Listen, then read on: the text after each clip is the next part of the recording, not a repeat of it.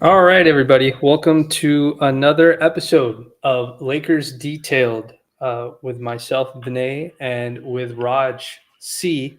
Um, I hope you guys are all doing well, having a wonderful Tuesday evening as we record this on Twitter Space as well as on YouTube live stream. As always, we appreciate everybody joining us and spending time out of their day to listen to us talk about Lakers basketball.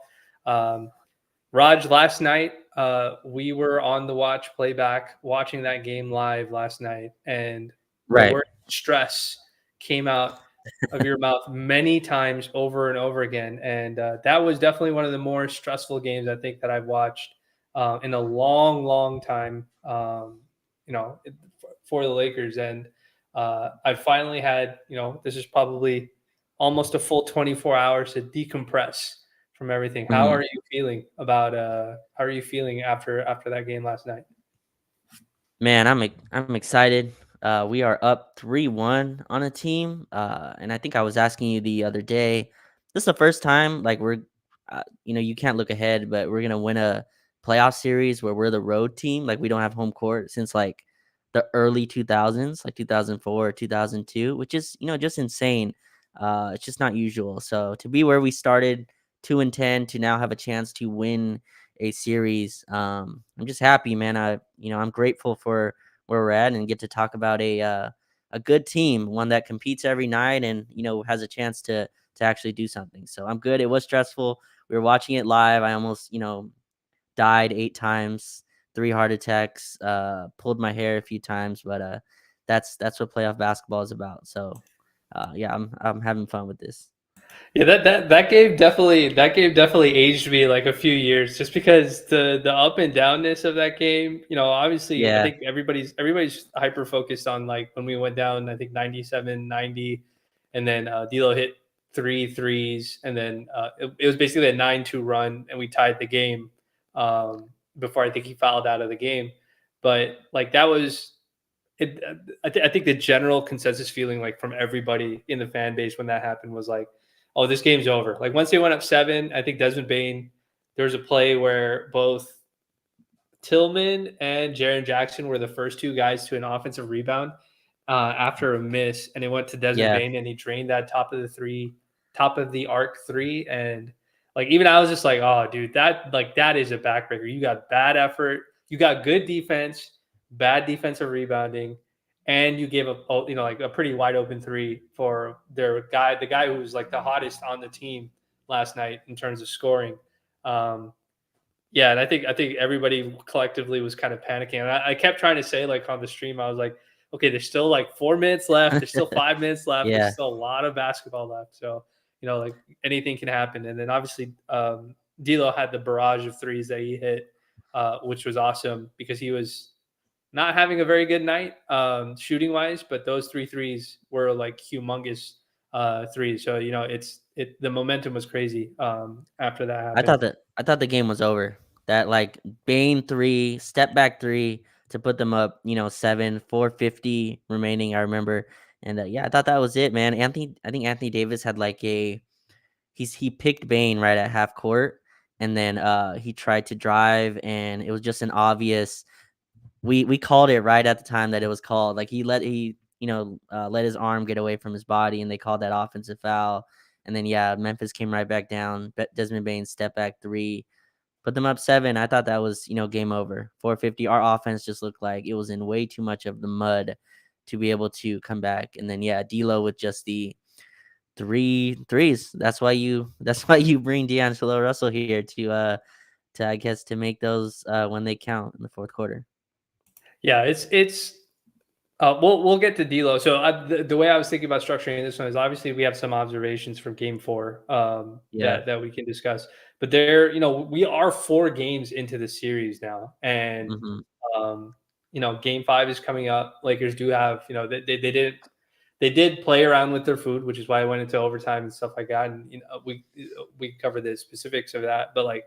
Um, there are themes that have sort of become prevalent in the series too as well, which is something that I think we can carry on over that'll carry on into the next series. Obviously, whoever we play, assuming we win this series, knock on Yeah. wood, not to jinx ourselves, but like assuming we go on and we go to the very next series, there are some themes that have shown up with players playing well, not playing well, certain things that we expected that are not happening, all that sort of stuff that have sort of played out here. But to get back just to that game specifically, D'Lo has his barrage of threes that happens, and then Yeah. it basically comes down to shot for shot. And you and I were talking about this in the DMs even after the game privately. Austin Reeves makes a play off of a LeBron drive to a corner pass to Rui, which turns into a skip pass to Austin. And I shared the highlight because I didn't. I actually checked your timeline to see if you shared the highlight first, so I could retweet it and be like, "Yeah, look at this play." But you didn't, so I was like, let me go and share it."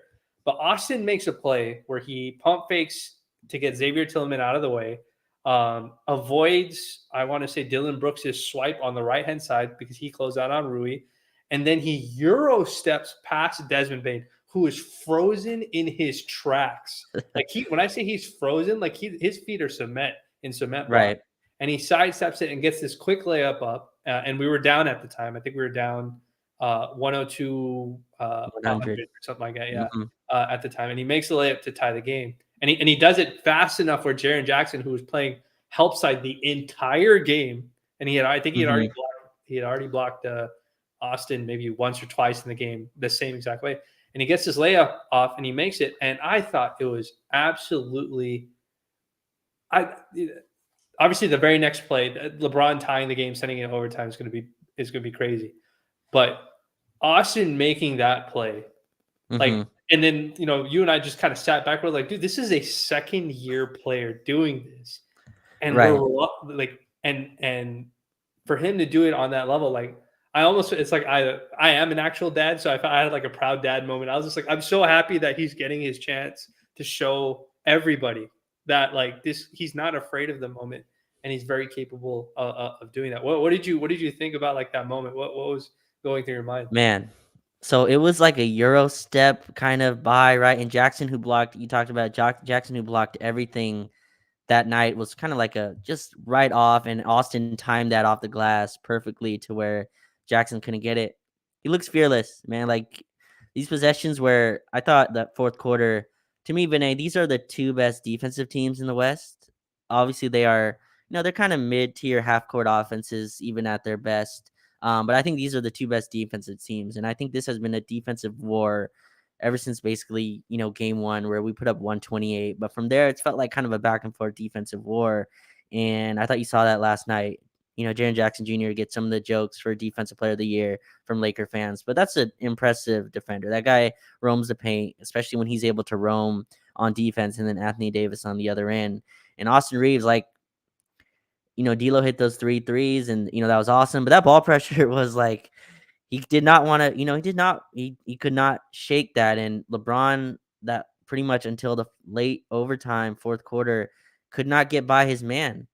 And Memphis, even we talked about this in the after game one, if you remember, Renee. We were like, the next move for Memphis is to move Dylan Brooks off of LeBron and put him on Austin Reeves. And that's exactly what happened last night in the fourth quarter. They moved Tillman to LeBron, and they had to use their best guard defender resource on Austin Reeves, which is nuts just to think about in, conceptually. But yeah, he was the leading scorer last night, by the way, as well, leading scorer, and just looked comfortable the whole night. Huge shots. You talked about the layup there. There was a corner three he hit off a LeBron pass as well. I believe that tied the game early in the fourth quarter. There was another play. I don't remember if it was in overtime or late fourth quarter where he drove and just put the ball on the rim. Dennis Schroeder drove so many times and would just like turn it over. And Austin drove, got the ball on the backboard. It kind of went out, but AD was there to put it in. And those are just stuff. He was the only guard that could beat his man really last night and penetrate the Memphis defense. And it's crazy. I tweeted this like last year he was a fun story on a bad team kind of thing. This year he's the closing shot creator on a lot of nights on a playoff team. It's insane. Does not look rattled at all. I'm comfortable every time he shoots. Probably should shoot more. But we've gone to him late. We've gone to him to run our offense late. And it's been amazing to watch his progression and growth every single game. You could tell he's getting more and more comfortable. So Yeah, it's great.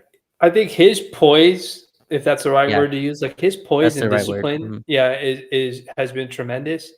But this is a nice this is a nice segue into that theme part of it. Like this has been a constant theme now through 4 games in the playoffs. This is not a this just happened at the end of game 4. Like he's had moments. Game 1, he had moments in closing Mhm. out. Now we have 2 games in the first round of the playoffs where LeBron or the other Laker teammates are comfortable giving Austin the ball and having him create looks for his teammates. Like one of the threes that D'Lo hits is because Austin attacks the rim and draws Jaren away just enough to get Yeah. D'Lo enough separation to just catch and shoot a three. And it is crazy to see that. And then I think you've set up his story arc based on like how Twitter sees him very very clearly. Like it's a fun story. Him and Malik Yeah. were having a ton of fun playing basketball. Malik's having a great series or up and down series, but a good series for the Kings. And then he turns into like this role player. Obviously, his minutes increase when D'Lo goes down with injury and Beasley gets benched, Mhm. all that sort of stuff. And then what ends up happening is everybody's just like, oh, well, he's just getting awarded all these free throws, even though he's in like the 99th percentile of drawing free. He's really good at it.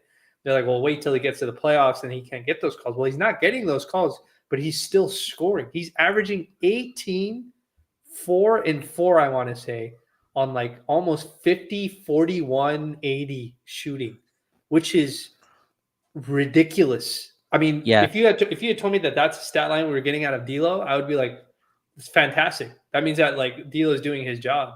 Maybe the assist will probably go up. 18 points a game is good. Or if you told me if it was Beasley, or if you told me it was any other guard, I'd be like, wow, like we're getting what we paid for basically out of this. But we're getting it out of our second year guy, and it's like I don't even think fans realize how much No. he's offsetting some of the bad, like the inability. Like Dennis has had some shooting struggles. D'Lo's had shooting struggles.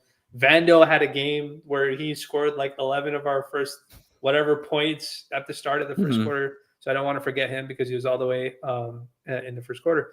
But now this is a theme that's going on, and I feel like we're close enough now to a point where teams have to put him on the scouting report, and you have to be Yeah. like, yo, you have to pay attention to this dude because he can do more than what some of these other guys can do in his position, and we have to respect it.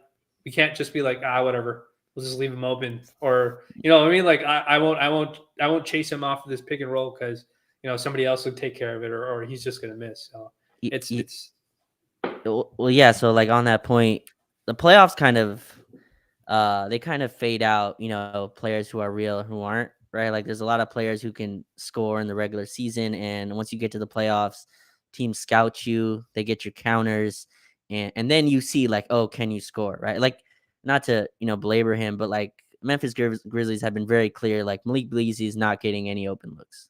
Malik Beasley is not coming off open. I don't care who it is. He's not getting an open look, and he's kind of his shot selection. He's getting like 2 shots every for his per minute basis, kind of, when he used to fire up shots, and the shots he's taken still are not good, by the way, but still, like they just like taking him out of his rhythm.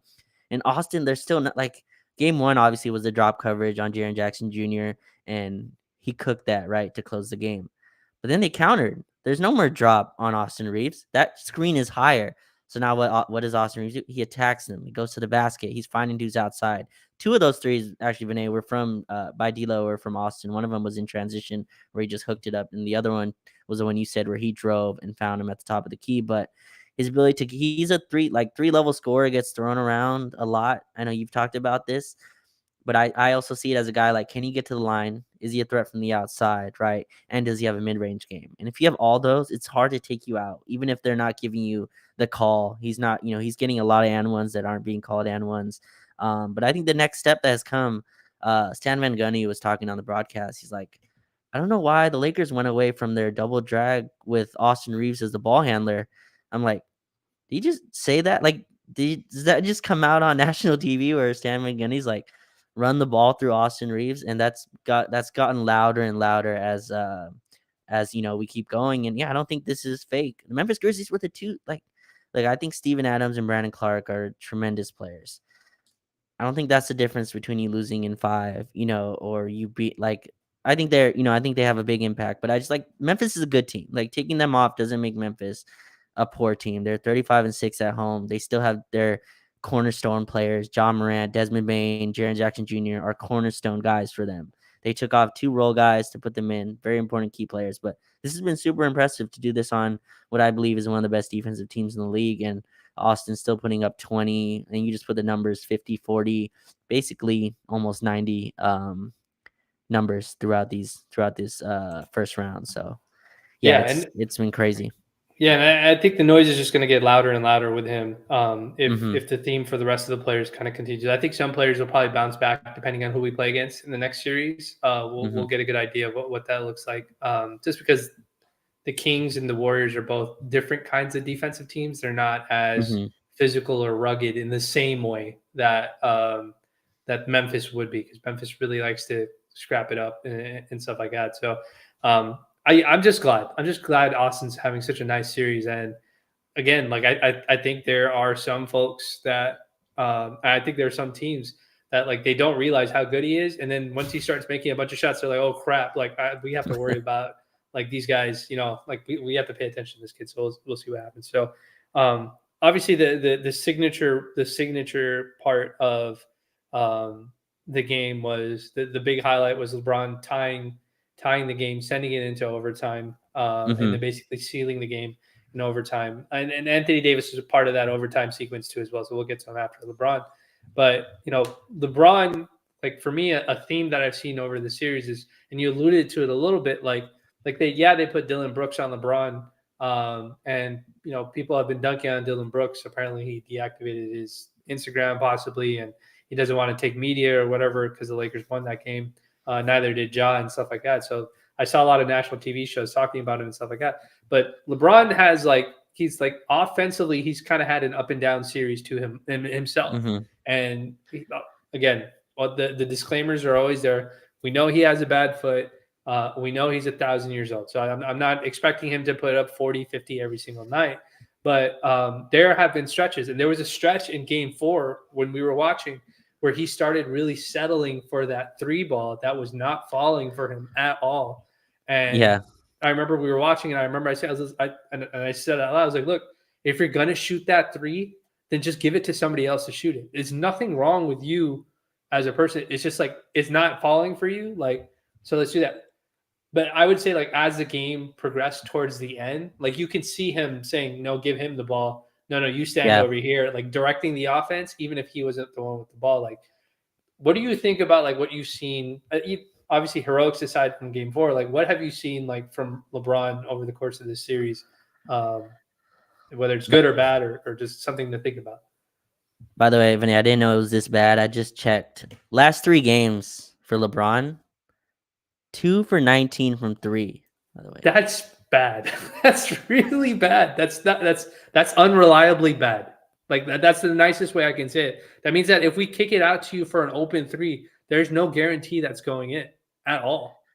So 2 for 19. So game 1 he was 3 for 8. So that's respectable shooting. But yeah, 2 for 19. So there should be some regression to LeBron's not a 2 for 19 3-point shooter, right? Like that. That's not he's not that bad. So you should get some regression coming from there. A lot of those though is the ones you talked about. They aren't wide open, right? They're the shot clock going down. Offense has kind of died. And he needs to create. So it's the stare at the ball, step back, 3-point that kind of variety. And they're not close shots. Those are like 35 footers. But Chris Paul does this on the Suns where he really doesn't do much energy until the fourth quarter, right? There's a lot. I'm not saying LeBron's doing that per se, but I'm saying like there's a little bit of the let me hold this in the tank. And that Tillman one felt like okay, let me go back in my tank and just grab this one out of there. Like I have to get by him. I can't settle here. We can't lose this game. So like he grabbed in the tank and drove by Tillman. I think there's some of that going on, but I think he's on a team where, so I think we were talking about this on playback as well, but kind of none of these guards are Kyrie Irving. Like, you know what I mean? Like D'Lo, Austin, they're not Kyrie. Who knows about Austin Reeves yet? Don't want to put a ceiling on the guy, but like he's not Kyrie Irving yet. But LeBron's on a team where he can give the guards, like he deferred a lot in that game to our guards to create, even giving Dennis Schroeder the ball and screening for Dennis. He's like, Dennis, go pick on, they have John Moran on you. I'll set the screen, you drive, which again, putting our fate into Dennis Schroeder hands as the offensive player was a little rough to watch live. It breaks, it destroys some hearts live. But yeah, so there's a lot of that. And then, but fourth quarter, it was okay. I'm turning the corner. Bring up Jaren Jackson. Bring up Xavier Tillman. If you're gonna put a big dude on me, I'm getting by him. I don't care if it's the defensive player of the year. I don't care how physical Xavier Tillman is. I can get by him, get to the basket, at least put the ball on the board, and where AD can get, maybe a second chance. But I think he's managing himself throughout, the play. One thing I want to ask you about this is the most engaged defensively I think he's been through a whole season. He has more blocks than he's had in a while. 20 rebounds, which I didn't even notice live. It was like it just Yeah, said 19 rebounds. I was like, what? full disclaimer for the people who already watched playback, when AD and LeBron gave up, there was a couple times where LeBron's man just snuck by him for, like, whether it was Jaren or whether it was Xavier. They snuck by him to get an offensive rebound, and I didn't have the box score open in front of me. But full disclosure, I was just like, bro, has LeBron been rebounding at all this game? Because he's like, I'm just watching him just kind of watch guys. And he had a play where he just started running off in fast break, and he was out of position. And if he had stayed where he had stayed, a long rebound would have came right to him, but he wasn't there. But then, like, the end of the game, they post a stat line. He's got 20 rebounds. I was like, bro, when did he grab 20 rebounds? But that, not to interrupt, but it's just like, you're good. He was just doing, like you were gonna say, like, he was doing all these small things. We just didn't realize. We took it for granted. Yeah, and so what Memphis also did is they started just send two at AD. Like they were like, you're not, they boxed him out every time. Jaren Jackson Jr., whenever he left, they would send Bane or whoever to go box out AD. So they'd say two guys on him. Kind of left LeBron as well to get some boards. He had like 5 offensive rebounds last night. But yeah, I think he's strangely in a series where you're up 3-1 in a 2-7 matchup, paced himself in a weird way. Like I don't know. That's kind of counterintuitive to like a playoff situation. But it feels like he's really paced himself, and I'm hoping he's starting to build as this goes up. LeBron has done a good job in like playoff series where stepping on teams' necks when they're up he's up 3-1. And we closed out a lot of series like that in 2020. We'll see, but yeah, I don't think he can just have that burst for 48 minutes anymore, but I do think he can pull it out of the hat when he needs it in fourth quarters. And this team should be able to carry him to that point, hopefully, throughout as these series go on. Yeah, I agree. I think pacing himself is probably definitely something that he's doing. He's probably consistently trying to do. You could tell. The other thing I do want to draw attention to is, regardless of what his shooting has been and sort of like the lack of athleticism that he's had, like, you could clearly tell, like, even before the heroic layup, he had a play where he drove on Xavier Tillman and he was going nowhere with it. And I think that's what ended up being the turnover that Ja ended up capitalizing on. I think that was the turnover. My memory may serve me incorrectly, but that, like, you could see, it's weird to say it because there's this picture of him, and we were talking about this before we went live. Like, if you follow LeBron his entire career, and I certainly have, there's many people who have, like, you have this view of like immortality with him. And I feel like this season, we've seen a lot of mortality out of LeBron. Not to say that he hasn't been amazing. Like, he had a 50-game stretch where he was ridiculous, right? Before the trade deadline, stuff like that, obviously gained the scoring record. But you can tell that he has to take some of that energy and compartmentalize it and say, okay, this is what I'm going to do for this game based on what the rest of my guys are able to do. And it's crazy to say that because we think to ourselves that, like, we always think to ourselves, it's like, well, LeBron sets the tone for everybody else. If LeBron comes out aggressive offensively, then Austin will and AD will, or everybody else will fill in the gaps. But this series has shown me that LeBron's also hyper, and this is credit to him because this is something that I think, even for guys like Russ and stuff like that, like, it's hard for them. It was hard for Carmelo. They had to have like a sort of come to Jesus moment where they had to figure out, how do I fit in with being successful on a basketball team as opposed to what do I like to do, and am I going to continue doing that? Like, it's kudos to LeBron that he sees Austin, he sees AD, he sees Rui, and he says, I'm going to let them do the scoring because they can do it, right? And then likewise, he trusts them. They trust him. Like, there's a part of that. But he's not just saying just that. He's not saying, okay, I don't have to score today. He's saying, okay, let me take this energy and go put it in something else.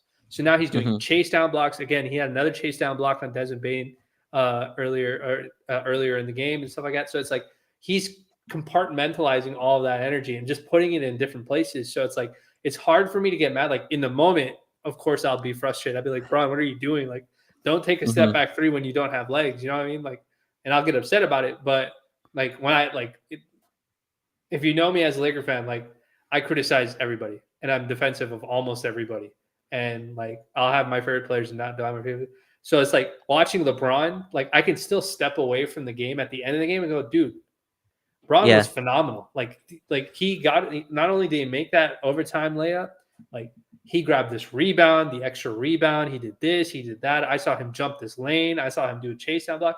Like I can appreciate all those sort of things, and it's just the reason why I think this team can definitely go somewhere more than just the Mhm. first round is because of a guy like him. Because I can see Braun saying, "Okay, next round we're going to play the Kings. I need to be able to do this. But if D'Lo is making his shots this series, then I don't need to do that. I can go focus Yeah. on helping keep Sabonis off the glass or keep Looney or Draymond or whoever it's going to be. And so it's very his series. I think the series for him scoring wise, offensively, has sort of been like kind of mediocre by his own standards. But the extra stuff he's been doing has been absolutely phenomenal, like especially on the defensive end. Yeah, I think so. Most people probably expected like a 35 point per game series, right? Just like normal LeBron stuff, like that he's done before. But I think my favorite thing that you said, it's like this redistribution of energy, right? To where like he doesn't have to distribute all his resources onto scoring or beating guys off the dribble. And yeah, it's gonna lead like the playoffs are tough. Like you're not going to win. So like possessions are offense versus defense. Sometimes the defense wins. Like sometimes the defense wins that possession where like they stop everything correctly and you have to take a tough shot, right? The playoffs are about like can you hit enough tough shots to win? And sometimes the only shot available is that like step back three. And yeah, hopefully he's not shooting it at like a 2 for 19 pace going forward. But yeah, that my favorite thing has seen LeBron step it up defensively.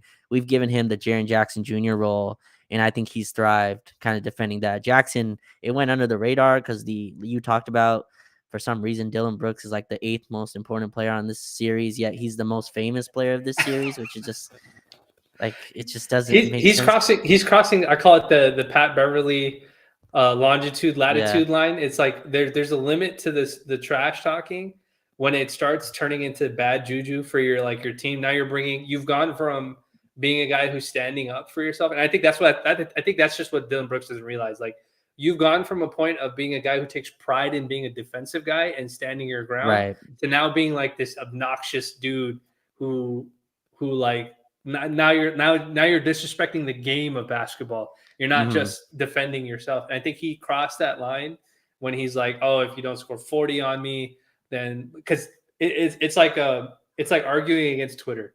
Like the moment you say I don't respect somebody who doesn't score 40 on me, now you're talking to the whole. Now the entire NBA league is against you Yeah. because you're challenging the entire league to meet your standard. And I think he crossed that line, and it's a basketball gods thing because I know you and I are both superstitious. Like Yeah. once you tempt the basketball gods, you get embarrassed, and that's why I think that's just kind of what's happened to him. Well, there's like a line, right? Like the gap between Dylan Brooks and like Ron Artest or Draymond Green, right? The gap there is their production and like their play. Like even if those dudes, I mean, Draymond sometimes says some crazy stuff. Um, uh, Ron Artest, I'm sure, before it was obviously before really social media came, crazy. But that he had some crazy battles with Kobe and sent some crazy stuff to him too.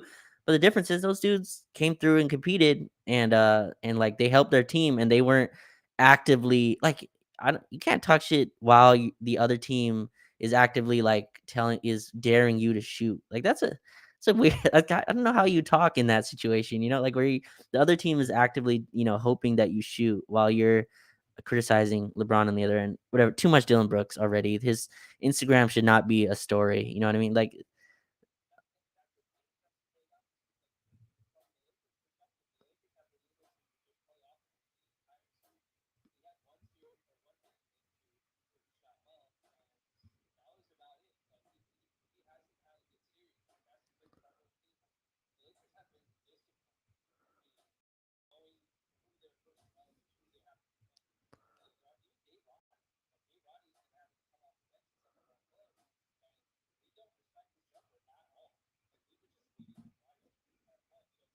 kudos kudos to the players, but also kudos to him and the guys with the defensive scouting and whatnot, like just to make sure that like these guys know you need to challenge this guy. Don't challenge this dude. Like take like help crash the glass because freaking Aunt Santi Aldama or whoever else that they have is crashing the glass there.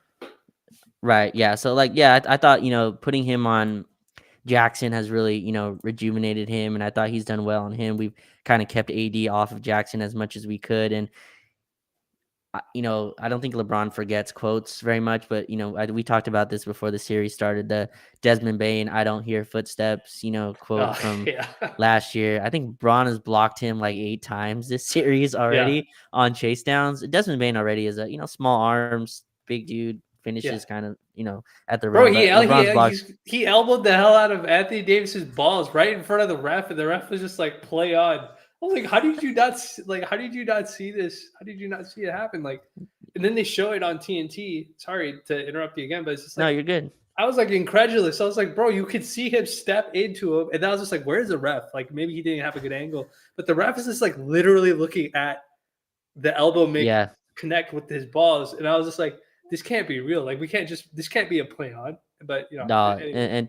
and TNT had like a montage of it, right? They had a whole like montage of like the balls getting hit, which is so strange. You don't usually see that. They had it ready too. They had it ready like after the Jaren Jackson Jr. one, where he hit Dennis Schroeder. They had like a 5 video montage like ready. I was like, wow. And only like 2 of those got called, which is funny. But yeah, no, with LeBron, I think his defense has been. I was worried that was the thing that wouldn't arrive, like his engagement on that end, and I think he's been engaged. And I like not putting him on Dillon Brooks. We've talked about this, putting LeBron on someone that he just does not. Respect is a strong word, but like does not fear in terms of an offensive player. He tends to, kind of spacewalk, and it disengages you in a way where like I think it's great having him on someone like Jaren Jackson Jr., where you kind of have to be engaged, where you're also the backside helper, right? Where you're second in like weak side block responsibilities. Like I think all that is really good for him. And then again, being able to just here, Austin, I don't need it. Like if Dillon Brooks is pressuring me 35 feet, the counter isn't blow by him every time. Like that's a ton of work. The counter is just hit ahead to Austin Reeves, So that's a nice thing to be able to do that we just couldn't do in previous years. So yeah, it's nice to see his redistribution of energy like you talked about. Yeah, I think that's been really good. And like on the topic of like defense and stuff like that, and blocks and that sort of thing, Anthony Davis has had a pretty spectacular like defensive series. His offense, like LeBron, his offensive series, or actually more like D'Lo, like his offensive series has been very game to game. Like it's it's been very, very inconsistent, and some of that is because of what Memphis has been doing. Memphis has been, not necessarily outright doubling him, but they're crowding his space. They're not letting him get any easy rhythm. They hardly allow him enough time to even do an ISO against anybody. It's by design. They have Jaren Jackson helping all the time, anytime anybody goes to the rim, including Anthony Davis himself. So, like, he's had an up and down offensive series, but he's had a pretty fantastic defensive series through these 4 games. And it's gotten to the point where like team, like, I don't know why certain teams keep testing it, like why certain players keep testing him, but they just keep doing that. And it's just not working out. And in the first half of this game 4, he was all over the place. He was blocking everything. Like a guy pump fakes to get one Laker up in the air and then goes to the layup or takes a shot. And he was just flying out of nowhere to block shots. And it's really nice to see him. For me personally, it's really nice to see his defensive mobility really kind of be there, because that was a concern with all the lower leg injuries that he's had. Like, is he going to be able to move around, or is he going to be stuck in this drop coverage? And he hasn't been. He's been pretty fantastic. What do you think about Anthony Davis like in this series?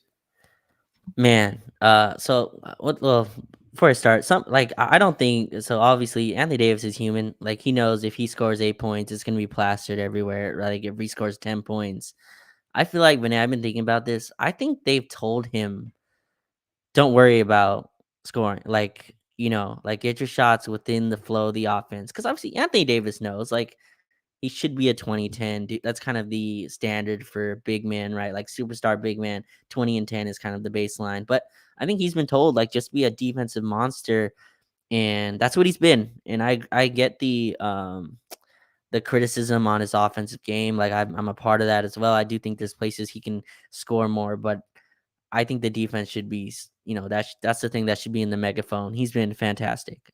We've done so. Jaw obviously, he had his hand hurt, but I mean, still dropped 45. So I don't know how much. I mean, I'm sure the hand isn't feeling great, but like still, he's still getting to his spots. We've made life so hard on him, and the Lakers have kind of put it in a spot. And you talked about they're driving on him, but that's kind of our game plan too, right? We're kind of like we're gonna funnel everything into AD, and then we're gonna have super ball pressure dudes like Jared Vanderbilt and Dennis Schroeder chase over and go under when it's appropriate, when the screen's like higher than the 3-point line. If it's under the 3-point line, chase over the top, make them feel you, and then force Jaw. Jaw took 24 shots last night, 8 for 24. Six of them were threes. You know what I mean? Very few in the paint. We forced Desmond Bane into 29 shot attempts to get his 30 points. And all those tough mid-range step back shots, taking away the basket, trying to run Bane off the 3-point line. But all that to me is revolving around AD's ability to keep Jaw in front of him, keep that pick and roll game a 2-on-2, right? So basically, if it's a screen and roll, you want to keep the screen and roll a 2-on-2 and then stay at home kind of with everyone else while whoever's guarding Dylan Brooks kind of cheats over. But I thought they would put AD on like Dylan Brooks and let him roam, but that's like they put him on Tillman and let him roam off of that. And Tillman had one game where he kind of had an out of body experience, but after that, it's been Xavier Tillman basketball after that. So he's had like 7-8 points, but yeah, I think he's been incredible, man, and I think he has like 15 blocks in the series so far in 4 games, which is nuts. Had like 7 in game 1. His defense has been fantastic. They need him to score more than 8. I wish the floor was like a little higher. It shouldn't be 38, 10, 35, and then 8 again. Like should be a way to get him some middle ground. But I think they've told him. And what do you think about it? Do you agree with that? That they've just told him, don't worry about offense. Like if you take 10 shots a game, it's fine. Because there's got to be like conversations had. Like 13 shots for AD, that sounds on purpose. That doesn't sound like, you know what I mean? Like it sounds weird when you say it out loud. 13 shots in 43 minutes or whatever it was. Yeah, I Yeah. think it's that, and it's like if you think about like the tail of like the just if you try to contextualize like how all the games have gone, like that game Hmm. 3 or whichever one was the blowout game, like there was a blowout game at one point. So like he wasn't going to probably shoot too much, or he may have scored a whole bunch of points in that game. But it's like the first half of this game, the first half of game 4, he was like the team was like rolling on all cylinders up until like the last couple minutes. Hmm. And so like if it's the guards that are making shots, if it's Austin or if it's Rui going off, like it's I guess it's similar to like the LeBron thing. Like he's just reading what's happening on the floor and he's going based on that. So if they're not playing him very hard, like if they're letting him do one-on-ones or they're not boxing him out on the glass, like he's crashing the glass, getting offensive rebounds, putbacks, that sort of stuff. But it seems like he's taken sort of like the same approach that LeBron has, I would say, like to some degree. Like he's just Hmm. like he's reading what's happening offensively on the floor or how he's being covered or the team is being covered. Because like game 4 is a nice example. There was a point where it was basically a 3-on-3 basketball game. Like it was like the 3 guards versus the 3 guards, and whoever Hmm. could win that 3-on-3 matchup, while LeBron and Jaren Jackson and AD and Xavier Tillman kind of removed themselves and were just like basically face guarding each other. And so I think when that kind of stuff happens, he takes a step back as long as his guys are being effective. Like D'Lo has to call for the screen for AD to come and do it because Ham is letting them freestyle, or Austin has to call for the screen so that they run it if it's not a designed action. We see that with like LeBron. When LeBron comes up, he's calling for the specific guard that he wants to come screen for him. It's not a called action; it's a LeBron action. freestyle. But yeah, I mean, maybe he's doing the same thing that Braun's doing. He's like, look, if I'm not going to be doing it on the offensive end because these guys are doing it, let me channel all my energy into being on top of the defensively. Let me follow up just one thing with that. Is that good process? You know what I mean? So obviously that works in round one, right? Where yeah, read the defense. Even Memphis is really good though. So again, and maybe it just works, but like there's a fine line between like taking what the defense gives you and then like manipulating the defense to get what you want, right? So like again, he gets compared to Joel Embiid, Nikola Jokic, and those dudes are a little bit more offensive savvy than I think Anthony Davis is. I think he's a better defender than both of them in totality. But yeah, so that's where it's interesting to me. Like to me, again, not to move ahead, but against like a Warriors series, I don't think AD can have a. I don't think we're winning games with AD having 10 points. Like I don't think you're keeping up. Sacramento, right? Like I don't think you're keeping up offensively if AD's at like 12 points a game, right? Like if he's getting the ball against Sabonis and then they're sending Malik Monk to double, that's not a license to give the ball up, right? Like it's Malik Monk coming to W when you have Sabonis on the underneath. You should be able to take advantage of that. So there's like a fine line to me in there, but yeah, I always wonder like, is that good process? There's a lot of bad process stuff last night, right? There's that one Dennis floater went in. I remember I was asking you, I was like, is that good process for Yeah, like Dennis to have like you literally is asked that that out loud. Yeah. I was like, is that good process? Dennis Schroeder hitting like a one hand floater over Jaren Jackson Jr. to like cut the lead to 5.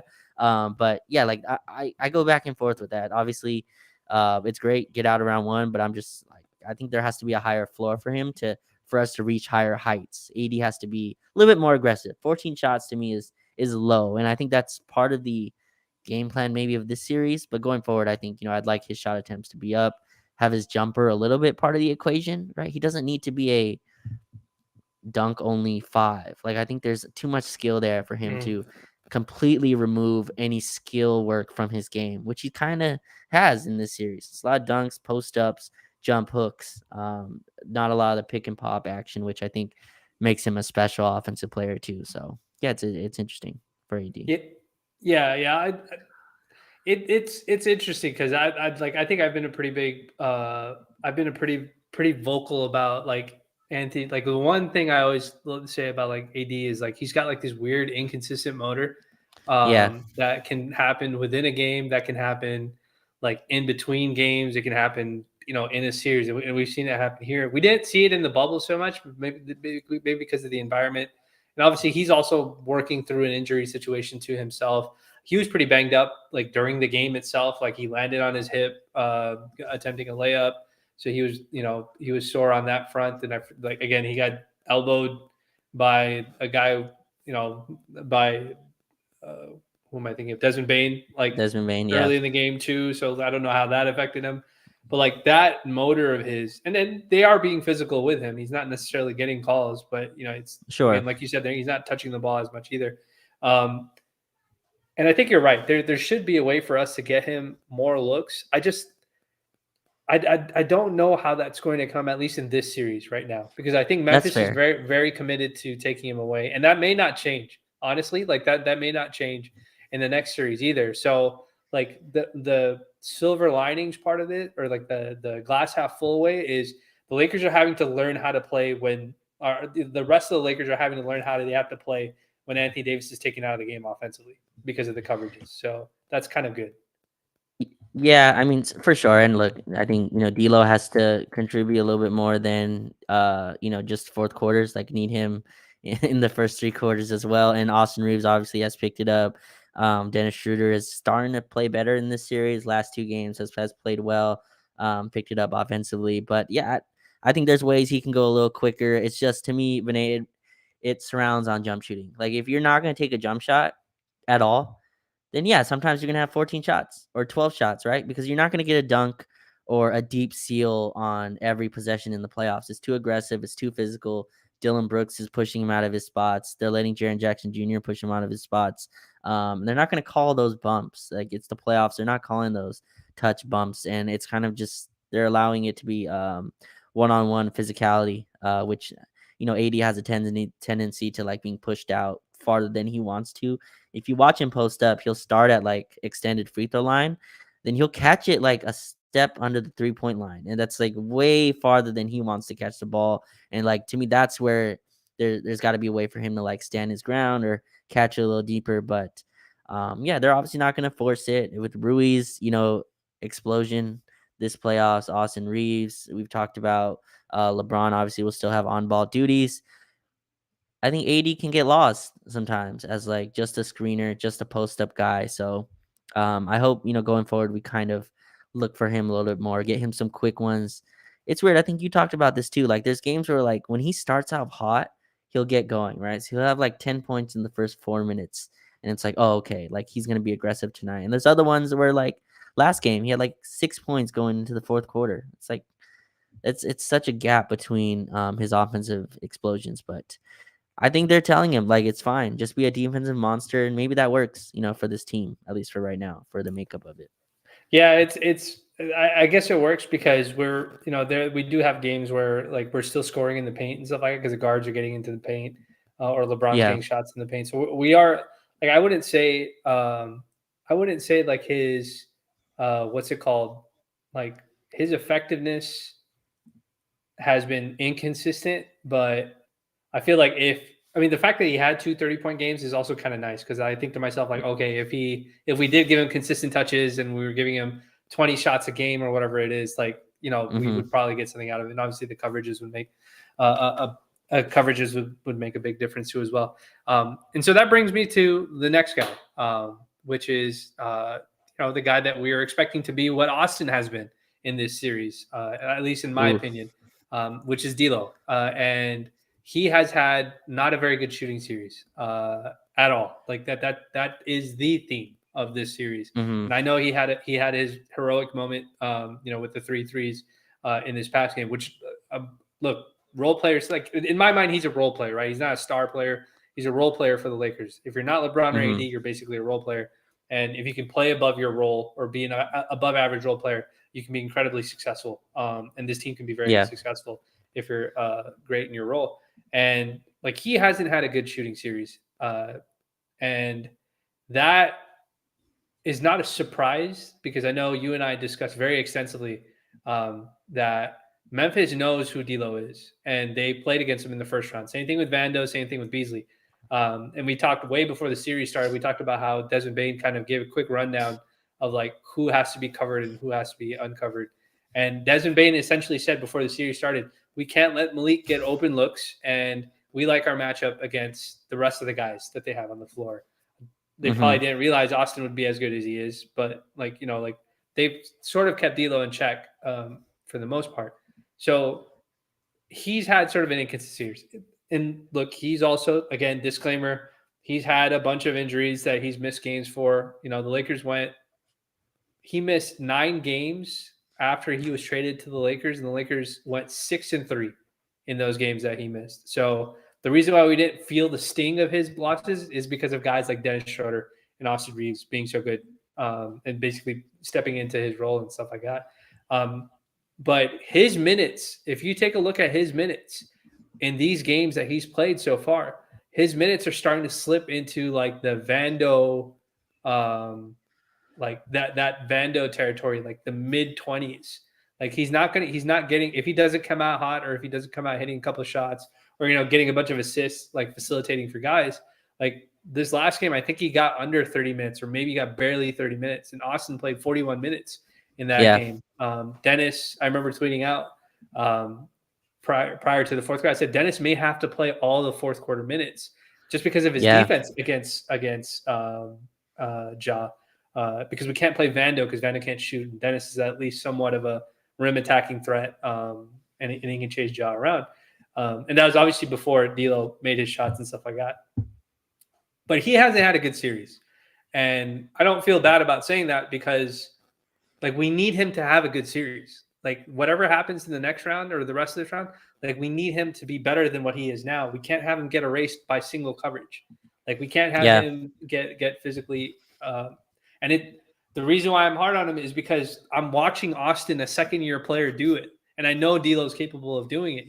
Like I've seen him be capable of so much more. And he started off the second half making 3 like middies, like mid-range jumpers, hmm soft floaters, and he played through the physicality that Memphis was trying to deliver on him. So I know it's there. It's just a matter Yeah. of when are we going to activate it? Like when are we going to when are we going to see it consistently? But We, I'm always going to be optimistic about him.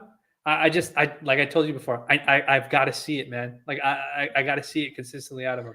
What are your y- thoughts on him?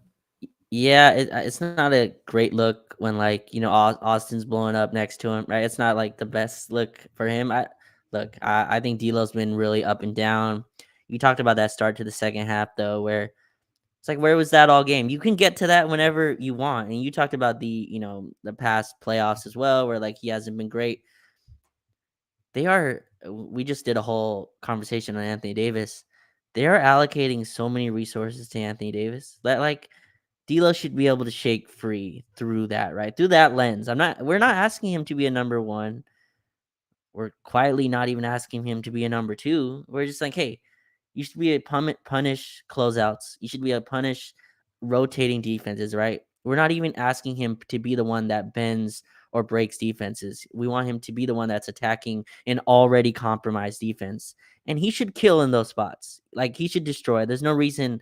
Obviously, the 3 threes for him puts us up to 17 points. But before that, he was at like 6 points or something like that, 6 or 8 points. Like there's in a game where it was so murky, like that's why you have a guy like this to be able to get to his spot. And he takes a lot of shots where it's like we're on a run and he hears the crowd and he wants to break the crowd open. Like he takes a lot of those shots where Yeah, he's not in any kind of offensive rhythm, and he takes them. And I'm like, let's get a little bit better. You're too skilled. Like you don't need to set yourself up as like only a shooter who takes like tough transition threes. Get to the basket, get to your floater game. He's too good like to not to. Finishes at the rim. He can finish at the rim when he wants to when he gets there. But yeah, up and down series. Just been really inconsistent. I think Memphis's ball pressure has really bothered him. By the way, like you could tell, they have guys up on him. That's the scouting department on him is to get up into him, be physical. And he's talked about this though, Vinay. He said, "I'm not gonna force it. If they like if they pressure me, I'm gonna give the ball. Like I'm gonna play my game throughout." Which again is fine in some instances, but sometimes in the playoffs, like if they're pushing up on you, you have to go by them. Like you meet force with force. You can't always meet force with finesse or shyness. Like sometimes you have to meet force with force. And Memphis is a team that's going to punch you in the mouth, and you have to be ready to like swing right back. And sometimes I feel like he doesn't, and it leads to him taking these like ball gets closed out on him, guy kind of short closes, and he like fires up a three as a second thought, right? As like, as a last resort, where it's like, nah, go up with confidence or like move or swing the ball. So it's been a strange series for him. Defensively too, last night, just a ton of really terrible decisions, I thought, and one on Jaren Jackson Jr., the Desmond Bain foul to foul out. There was another one where it was just really poor the take defensive foul. mistake. Yeah, Oh, the take foul. Lakers was Yes. very upset with that take foul that he got. He did instead of just letting Ja take. I think it was Ja Uh just to get the yeah, layup. it was. Yeah, yes. Just a lazy take foul there. Oh, it was a clear path, right? It wasn't even a take You're foul. I think right. they call clear Yes, path. yes, yes. Even Clear worse. Yeah. path. Yeah. And Memphis was on a run at that time. It was a take foul at the end. And those are the plays like just mentally. I'm not asking you, you're not gonna be a lockdown defender, but just like again, he's not as good a defender as Dennis Schroeder, obviously. But the gap can't be this. Like the gap can't be this. Like it can't be what it is right now. And I think that's the part where we were talking about it live. We're like, I don't think D'Angelo Russell should play in this fourth quarter. That's the type of game he was having, and he proved us wrong by hitting those clutch threes. But like we were like, I don't right. We were like, I don't think he can play this fourth Yeah. quarter. Like Can I just say something about that real quick? This is just yeah, because you use the word proved us wrong. Like, okay, like I see this like Lakers again. Tweet how you want, whatever. I'm not gonna tell you how to fan, but like there's just one thing that our fan base does that's not like it's not irritating, but it's just like why do we do this? Like, but it's the apology form thing. When a guy is playing Oh poorly yeah, the entire time, and then people are like, bro, this guy is playing poorly. He's right, not playing well. That is the objective way of talking about somebody in basketball, right? Like that's just if you support a team, you don't care who it is, you just want to win the game. If a role player is playing bad, or even if your star is playing bad, like people have no issues ever trashing AD when he's having a bad game. Laker fans included. right. Like we're like the first ones to trash him. But for some reason, we can't say D'Lo is having a bad game. And then when he finally makes a couple shots, it's like, oh, you need to apologize to D'Lo for no. He's having a terrible series, even with the shots that he made last night. He is genuinely having a bad series shooting wise. He's like I said, but he is a smart guy, and I know he's very capable of breaking out of this funk. He's moving the ball. He's had an 8 assist game, a 7 assist game, so I know he's smart. I know he's very capable. Yeah. He's not holding on to the ball too much. Sometimes he does, but for the most part, he doesn't. Just like you described, he gets the ball out of his hands quickly. But dude, this thing of like he was horrendous the whole time, like 95% of the game, and then this 5%. Yeah. Mind you, he made those three threes, missed the very next three shots he took, and then fouled out of the game because he made a really boneheaded foul on Desmond Bane for Awful no reason. reach on Yeah, Desmond Bane. Yeah. and like it's fine. You know, I don't want to take away from how important he was to our win, but it's just like we keep doing this thing where it's just like, oh, now we should apologize for all the other stuff. He says, no, I'd like we have to acknowledge that because we need him to be good. Like teams are going to take that 100%. same scouting report and say, this is what we're going to do to D'Lo because this is what he's going to do. And I need D'Lo to be like, no, like I'm not going to. If your description is absolutely perfect. Sometimes you have to match force with force. We don't say that just about D'Lo. We say that about Anthony Davis too as well. You Yeah. can't finesse your way around big guys that want to be physical with you. You've got to meet them head on sometimes and make the ref have to make a call or finish with physicality and around them or over them.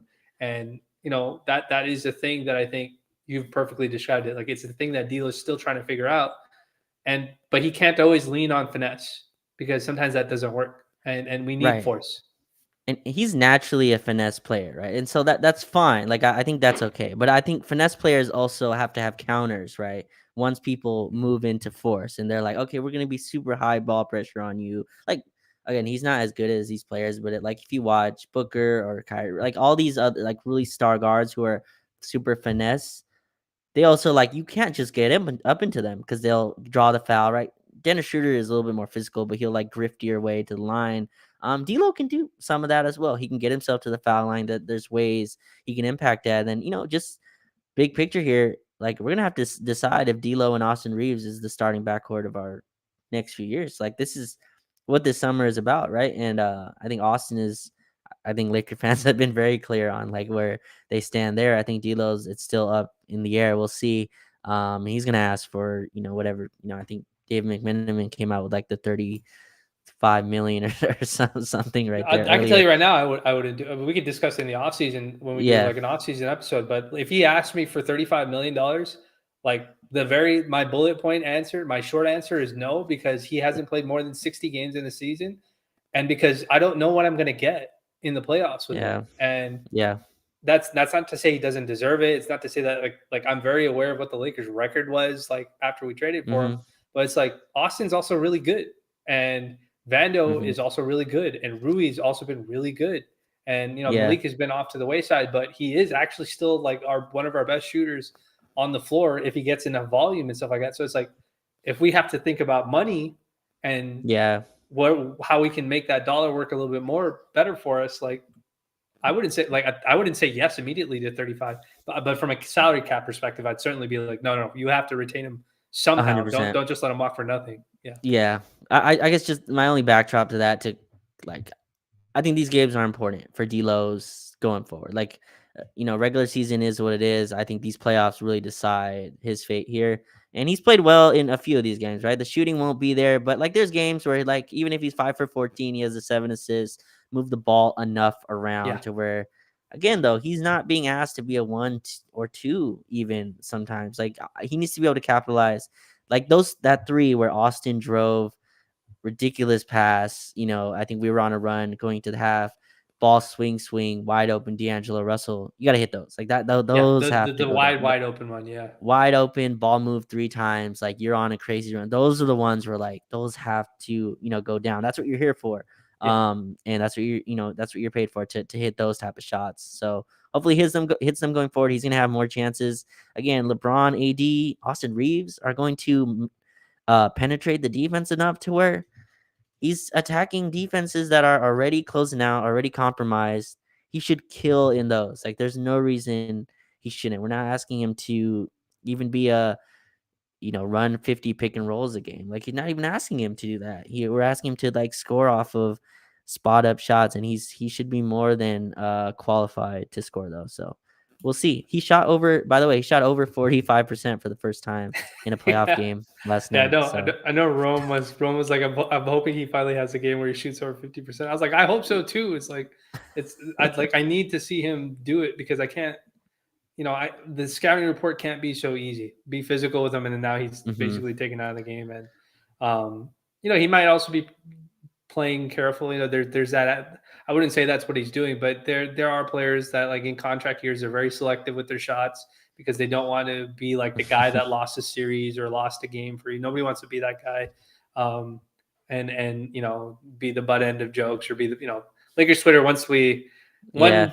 One fascinating part of Lakers Twitter is once they fixate on exactly one person that they want to blame for everything, like that person's going to be trending for the night. So it's just like nobody wants to be that guy in a loss or in a bad performance in general. So I'm hoping that I don't know if it'll happen this series, but maybe with some more time off, maybe with a different matchup, if we make it past this round, like maybe he sees a softer coverage or a different scouting report on him, Mhm. and he's able to break out a little bit more. Maybe the pace of the game changes because, dude, these like I remember tweeting this. I think after the second game, like this series, or no, maybe before the series even started, like this series needs to be prison ball. Like they need to, like these Mm. guys need to like wrestle, and it needs to be jungle ball for the Lakers to win this because that's how Memphis is going to try to win these games. They're just going to try to beat the crap out of everybody that's on our team, and like Braun has answered, AD has answered, Rui has been. We haven't even gotten to Rui yet, who's who I Yeah. want to cover next, but like we've met that challenge. Like Austin's been in it, like he's scrapping, and Vando's in it and scrapping. Dennis last night was like amazing. Like there was a possession where like he basically was chasing Ja around the entire possession with a live ball Yeah. and forced him into a bad floater. And I was like, this is like I couldn't ask for more better defense on this possession from somebody defending Ja. But like we've got to win these rock fights, and we can go right into it. The guy that's helped us off the bench do it, Rui Hachimura. Like he's come Man. in and he didn't have that great of an offensive game last game, but he like when D'Lo fouls out, me and you were both like on the catch. We're like, oh, thank God Rui's coming in because we need rebounding and we need size on the floor. And Rui has answered the call more or less whenever we want. And last game was the first game, I think, might be the first game where the bench unit actually won their minutes Yeah. instead of losing their minutes that like they have over the course of the series. What do you think about like just kind of Rui's impact, like his first foray with the Lakers into the playoffs? So I think you learn a lot about a player in their bad games. Like, I think when they can't make shots, I think you learn a ton. And I thought so last night was Rui's first bad playoff game. He was 2 for 9, I think, if I have his numbers correctly. Or he didn't shoot well, but I thought his rebounding was fantastic. I thought in the overtime, like you said, those toughness battles, those like getting a rebound where three other people have the ball and have their hand on the ball, like being able to grab those and pull those in. I thought those were huge for him. And he had a huge three as well last night. He just comes in and just is super confident. We're starting to like run stuff for him, and throwing into the post and hitting knockdown threes. And he's kind of doing what you would hope someone like a role guy on a LeBron AD team, like just attack off the resources that they're using on them, like be able to take advantage of those. And I thought he's doing that. And again, last night was a poor offensive night for him, but he's been great, man. And I think the defense has been just phenomenal. I thought him, LeBron, and AD is just a huge front line. It gives us such a massive, advantage when we can throw all the three of those guys on the boards, and we're throwing him on Jackson on sometimes. There were plays last night, man. I'm gonna post those ones later, but he was like, so they were trying to pick on him as the screener, so they'd have like his man come set the screen, and Ja would attack him, and he would like perfect verticality on Ja Morant. I'm like, oh shit, like that wasn't there in Washington for sure. Like that wasn't there, and like he had enough verticality to like allow AD to come over and help, but that's the stuff. Like the offense to me is like just marginalizing a guy who could always score into a winning environment. But the defense to me is my favorite part. Like him, in a stance and coming over for blocks or verticality. Like that's been fun to watch his growth. And like you said, this is a rock fight, and he's a guy that's looked more than down with it. There was a play in game 3 where David Roddy fouled him too hard, and he's like, and he's like, and I think you said he didn't know who fouled him, but like he didn't know who pushed him in the back or whatever. But I like that he gets into it, and I think Yeah. that's so important for for these playoff runs. You have to have guys that who are willing to not fight, obviously, but just mix it up, and I think he's one of those dudes. Yeah, I think his personality has sort of come out in like the playoffs. Like people see him Hmm. smiling, and this is like people are finding like you could see him like having fun and stuff like that. Like while he's on the floor when they're playing well and he's making shots. Yeah, you hit it perfectly. I think Game 4 you saw more of like the defensive side of him. He's like a real big body. You know what I mean? Like he's Yeah. absorbing collisions and he'll get taken off of his feet too on some of these collisions. It's not like he's just standing his ground the whole time. These are like high octane collisions and stuff like that he's getting. I was gonna ask you this question. Like Mm. a lot of people have been comparing him to Kawhi, and I don't know if Kawhi is the right comp for him. I think that's like the dream that people have that like Phil Handy will work his magic and he'll do that. But I don't know if Uh-huh. Rui's handles are as good as Kawhi's because Kawhi has some pretty fantastic handles and footwork, and I don't think Rui's. I think Rui is closer to a guy like Tobias Harris in the way that he plays, and Yeah. the reason why I say that is because of his sort of lack of footwork, like the way Mm. he likes to do it. He likes to use jump stops. The way he kind of like watching him do his spin moves that lead to the jump shots reminds me a lot of Tobias Harris. The way he posts guys up reminds me. He doesn't have the three ball that Tobias does, but like this series, he's had games where he's nailing a bunch of threes. So it's just like if he starts becoming like a guy who can make at least 35% of his threes on a regular basis, like I like that comp for him better because Yeah.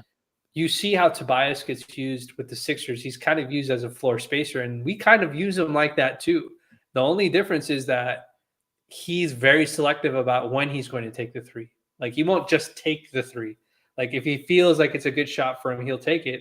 Otherwise, he'll go right to wherever his spot is. And I see him do that I see Tobias do that a lot. And like when Embiid is out or Harden is Hmm. out, like they can go ISO. They give it to Tobias in the post, or they give him those ISO looks in the mid range, and they say go figure it out. And he usually delivers. He's a low volume, decent percentage shooter in that Yeah. regards. And so, what do you think of that comp? Do you think that's like a little bit more apt? Can you see it?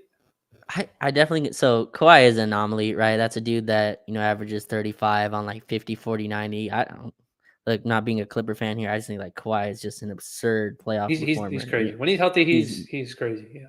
he's the one guy where when he shoots, I think it's going in. I don't care what he shoots. It's like that shot is going in. And hopefully he gets back next year. I guess Clippers are out of the playoffs. I think they lost tonight. But no, that's a good comp. Honestly, Tobias Harris is one of my like least favorite players. Like I like actually that comp is really apt. It's just that's a guy that like he doesn't defend. He does like Tobias does none of that stuff. Like he doesn't give you rim protection. Doesn't really switch well in my opinion. So Rui at least gives you that defense stuff. But I think the offense comparison is good. I think Rui's more of like a post up bully guy. Tobias Harris more like I think Tobias Harris attacks a little bit more. But no, I think that's a really good offensive comp actually for them. I don't know what Harris shoots from three. I think he's a better 3-point shooter, at least at this Yeah. stage. Harris is just might just be overpaid. That's probably like why I look at him in that right. I think Harris got like a max deal from the Sixers, like the 30. I think he's making like $30 million a year or something like Yeah. that. So like he's just getting an absurd amount for Tobias Harris. But no, I like the offensive comp for him. It's just I think the defense stuff is where Rui's kind of already maybe past him. I don't know what you think about that. I think Rui's already like a better defensive kind of like player for them. I don't know what Tobias Harris does for Philly as much, but I like the offensive comp for sure. Kawhi is kind of more the play style though. Like if you watch both of them, it looks like a carbon copy. Rui just obviously doesn't score as much, isn't as efficient in all the stuff that Kawhi gives you. But yeah, I think Tobias Harris is probably more apt like to what the player he can become, which is a steal for Kendrick Nunn in a few seconds, by the way, which is what the trade was. So Yeah, I like that comp. I think that's interesting. I think just having a mid range assassin who's 250, like 250 pounds and like 6'8", that's just such a luxury in the playoffs to where it's tough to get open threes and layups and where you have to live in that range. And that's where Rui wants to get to. If you have to run him off the 3-point line, that's a tough, thing for your defense when you already have to do so much else. If Rui's another guy that you have to like allocate where he is and take him off the 3-point line. But yeah, I think that's a good comp for sure. I just Tobias feels like such a I guess I've watched Philly just collapse so many times. Like it's like Yeah, Tobias that's a has been that's a Doc Rivers involved. hallmark. So yeah, I'm not even gonna. Yeah, it's just like I don't know how to describe it, but like if I had to cut tape, it's more like Hmm. Rui's like hips, like for the people who are like the basketball coaches, like that are listening in the space or whatever, or the basketball development guys that are in the, like his hips, like they're not fluid. Like he doesn't get separation the Yeah. same way that everybody else does. But I think you're right. Like his shot selection leans more towards Kawhi's preferred areas and stuff like that. Hmm. It's more like Kawhi. He just doesn't get to those spots the same way. But he's definitely he seems more rugged of a defender than like Tobias is. But like I see Tobias have to guard guys that like Rui would have to guard. So like I could see like if the Sixers played, the Memphis, they'd put like Tobias on Jaren Jackson, and they'd be okay Hmm. with like playing them together against each other because they'd be like, Right. Tobias is strong enough. It's just it popped in my mind the other day because I was just like, he's not exactly like Kawhi, and I know Yeah. the Lakers Twitter keeps he's working with Phil Handy, and Phil Handy's been saying, oh, he reminds me of this other guy, which is Phil Handy's a legend in terms of skills training. So I won't disagree with that. It's just I never see it on the court that way. Like I don't see him break down guys with a live dribble like Kawhi does and get like some of that crazy separation that he does. It's a little more rigid, but that's Yeah. neither It's here a nor good there. way. But the theme with Rui so far has just basically been he should be getting at least 10 shots, 10 to 12 shots a game for however many minutes he's playing, just because he's offensively talented enough, especially in ISO situations in that mid-range area, where we should be giving him the ball if it's not in an ISO, but like a design set.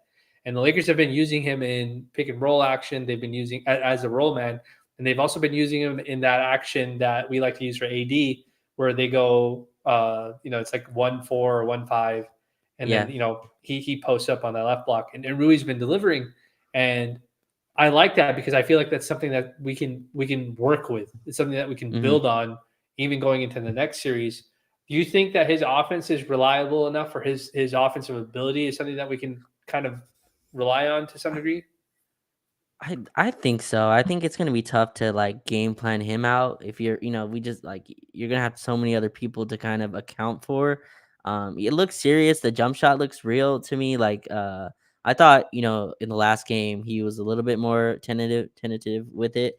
But like he looked confident to me. You talked about him smiling after every shot. That shows me like a level of comfortability. Like Memphis is one of those teams that like they're gonna make you prove it that like you're here and you're for all the physicality, and Rui has taken all that on the chin, which to me you never know until you see it. And I thought, he's really shown that. So I don't think this is slowing down. He's not gonna average 20, what he had 49 in the first two games. So he's not gonna average 25 a game in the playoffs, but he can live at that 14 through 16.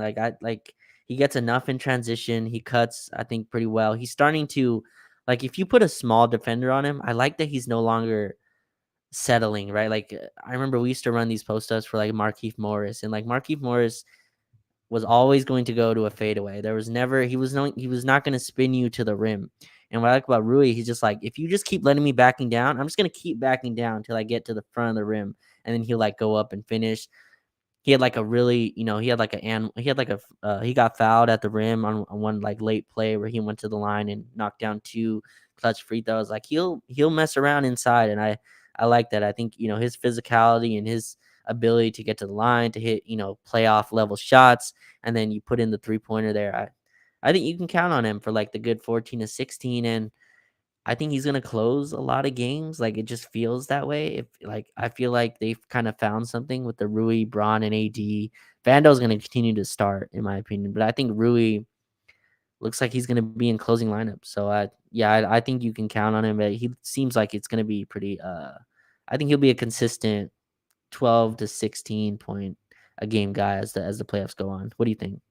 Yeah, I agree with you. I think there's a good chance that he probably closes out a lot more games than we realize Mm-hmm. because he's shown the ability to rebound and defend like beyond just like in a one-on-one situation with what's going on. Also, like teams may try to play bigger against us. They may try to like get our guards off the floor, which is why like Austin Yeah. being as good as drawing fouls and meeting force with force, and D'Lo not being able to, but us needing him to be able to is such a big deal because teams are going to test our metal in that regards. And so I also like that I would say like Ham has found some balance with Vando and Rui, like in terms of when to deploy them and when not to deploy them. I think Mm-hmm. he's gotten better at recognizing, and it's been a theme throughout this series. Is like he's been very tactical with how he deploys Vando and Dennis. It's not just throwing them out there and having them figure it out. Granted, Yeah. there are some struggles with how people defend Vando. They play off of him, and like that could be part of the reason why LeBron and AD haven't been having amazing offensive series. They're starting both the first half and the second half next to Vando. So, if Braun was used to getting a bunch of touches at the start of the game, or AD was used to getting touches at the start of the game, the because we're trading offense for defense, like that's just kind of the trade off.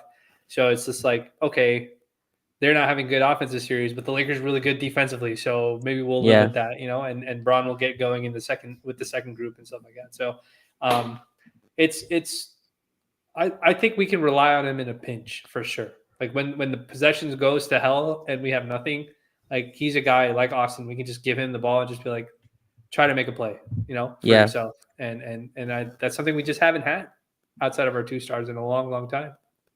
This is such a different team, right? Because like usually, LeBron teams 3-D with the big man, and like these are like we play a bunch of players who like want to get their own, which is just a really strange, LeBron centric team. So I think it's fascinating. Rui fits into this, and Vanderbilt's such a like I don't know if we have time to talk about him, but like he's such a negative on offense. Like when he's so we talked about this before, like we're telling him to shoot, which is like he took like 4 threes in the first quarter, hit 2 of them, but it's like I'm not sure that was good process. They just went in, so we were cheering for it, but like he ended like a minus 18 on the night, Vinay, by the way, Jared Vanderbilt, and I think a lot of that cuz he's just they don't guard him. And so I think like Rui is just like it's such a luxury to be like, okay, like this guy's not working. We're putting Rui Hachimura, and then Dennis Schroeder kind of takes Vanderbilt's role there as like the on ball guard. And that's just like I think it's been nice. And then you have Austin as the other ball handler out of that. Where D'Lo fits into that is interesting too. We'll see. But I think Ham really likes this like we closed with 3 guards last night, and as well with like Austin, D'Lo, and Dennis, right? And I think We that's we and then closed until D'Lo fouled out, and then we yes, played Rui. Yeah. exactly. Yeah, which might have you talked about this before. This might have been a blessing in disguise because we needed Rui's rebounding like in overtime, especially. I thought Rui was huge with that, but yeah, it's interesting. We'll see what kind of buttons Ham presses, but I think Rui's been just so consistent on defense that like you can live with the bad offensive nights as well. And Vanderbilt's such a negative on offense to where if teams load up on him and Anthony Davis doesn't have it going and LeBron can't drive past his man, it's tough to have another negative guy out there along with like Dennis as well. So it's just nice to have Rui out there who looks fearless. You put him on the wing, they help over. He's aggressive. That big D'Lo 3 was a Rui swing, Yeah. or was so like that. Those are like huge plays where I think he's really mentally engaged and looks ready for the moment. And you never know until you get to this point. So. So we have a question Mhm. from the YouTube chat. If you guys want to ask questions, the easiest way to do it is to fire up YouTube and just send your chat in that way. And then I'll read them and display them up here. So Jordan was asking, should we be concerned with fatigue on the Lakers because LeBron and AD looked or they looked gassed late in the fourth last night. What do you think about that? You think we should be worried about it? Yeah, I mean, they did look kind of tired. I thought LeBron looked gassed for sure at the end of that game. But I mean, it's the playoffs. Like, you're gonna be tired. This is kind of, how it is. You have a day off between every game, so hopefully you can close the series out and have, a break. But little concern. I thought LeBron looked tired, but other than that, I thought everyone else. AD had the hip thing, which Finay, I think we're just gonna have a different thing. Every like Every game yeah, is gonna be something else. there's gonna be something. Chris Haynes was doing like Anthony Davis is rubbing his hip. I'm like, I don't I don't I don't want to hear this. Or it's like a fourth quarter tie game. Like, don't give me that right now. Yeah, I'm not too concerned about the fatigue for me. Like, you're here now, you got through the play-in, you're not playing 8 games in 14 days. But what do you think? Yeah, I think the physicality of this Memphis team, is underrated or under talked about, and I Mm, think that because of that, these guys are getting fatigued a little bit more, and I think that's why we're seeing them compartmentalize, just kind of focused at where their energy is going to be. LeBron and AD specifically. Um, So, like, if we play the Kings or the Warriors, I don't know if it'll be as physical next round because of this, just the style of play and the roster that the opposing team has. They're more jump shooting oriented teams. They're not teams that try to bully you in the paint. They're not teams that roster a bunch of guys that'll bully you defensively. Also, in that same manner, they're more teams that like to run up and down the floor. Whereas Memphis is, they've got one guy, John Morant, who will fly up and down the court, yeah. and the rest of the guys will just bully the hell out of you the entire game as much as they can. And so it's just one of those things where I think it's just this series is taxing on them physically a little bit more than it normally would be, but it shouldn't be the case next series. And the other thing is also their conditioning might come up. Like I Yeah. think we talked about before the series started, like the last 5 6 games of the season that we played were kind of like pointless games, and we Yeah. weren't playing like playoff basketball reps. We were just kind of, let's get this regular season over with. And then we play Minnesota. Minnesota's super physical. Mhm. And now there's Memphis series. Memphis is super physical. So like there's also like a level of like conditioning within the playoffs that you have to get to that you can't really prepare for. You saw it with like Kawhi injury. Like Kawhi played for a good amount of the season, and then what ends up happening is he sprains his knee. Not saying that it might have been a freak incident or something like that, but sometimes the physicality can lead to those kind of injuries, ankle Right. sprains and knee sprains and stuff like that, and it's because your body's not conditioned for that. So I think LeBron's very smart with his body. Anthony Davis just he's gonna get hurt if he gets hurt the way he does, but LeBron's very aware of like what could result in injury and stuff like that. And I think he's been pretty careful. He's been pretty good since the foot injury. So Ye I think he should get less physical. I would hope in the next round. Yeah, this is probably the most physical team that we're gonna play, and I think it's the best defensive team. But yeah, I can't, like, injuries are injuries, right? Like, I can't worry about that. Worrying about injuries is like such a fatal concept because you can't control that. Whatever happens with those is what happens. You just pray for good health, from the basketball gods, and hopefully, you do things the right way. But so I want to ask you this one because I think this is the most Lakers Twitter. I think this is the biggest Yeah, conversation out there. So, and Andre Abrams with this question: what's the logic behind not playing Wenyan or Mo Bamba? What's the logic to you? And I'm gonna add to this question, Andre. Do you think that they play going forward in the playoffs? yeah. So I think the logic behind not playing Mo and not playing Wenyan was, I think, if I'm going to say, because I've said before that Ham has been tactical with the defensive deployments, I think he thought that playing Rui at the 5 defensively would be okay versus like if they Mm-hmm. play Santi Aldama. Like remember, I think we talked about before the series started. They don't play traditional fives, especially without Steven Adams Right. available. The other 5 they would have had would have been Brandon Clark, and he's more of like a 4 that's really hyper athlete sort of 4, Yeah. right? And so like they may have been of the mind that it makes more like whatever defensive ability that we're going to get and rebounding we're going to get out of Wenyan, we can still get that out of Rui while still getting the offensive ability that Rui has. And then obviously they probably were like, okay, if this doesn't work, then we're going to shift in this direction. And for the most part, like Rui's held his ground in those minutes. Like they're not winning those minutes overwhelmingly. A lot of times they're losing those minutes, but they're not getting blasted so badly that it's costing them the entire game, right? And in game 4, they won those minutes, and as Yeah. a result, that was a big part of the game. I would wonder. So obviously, like if you go to Wendy or Bamba, that puts your rotation at like 10 to 11, right? Which is already just way too many guys. I would think, and I want to know what you think. Bamba, I think, is just not playing. Like he would miss 4 weeks to close the regular season. You're not throwing him out there in playoff level minutes unless it's garbage time. I think Wenyan has at least. So a lot of guys on this team, the trade from Minnesota obviously gets a lot of the attention, but a lot of the guys getting minutes here have been here all year still. Like Yeah. Dennis has been here, Troy Brown has been here. Like those are guys that have been here all season. I think Wenyan's part of that group. Like Mm-hmm. he's in that, like, helped us win games when we needed it.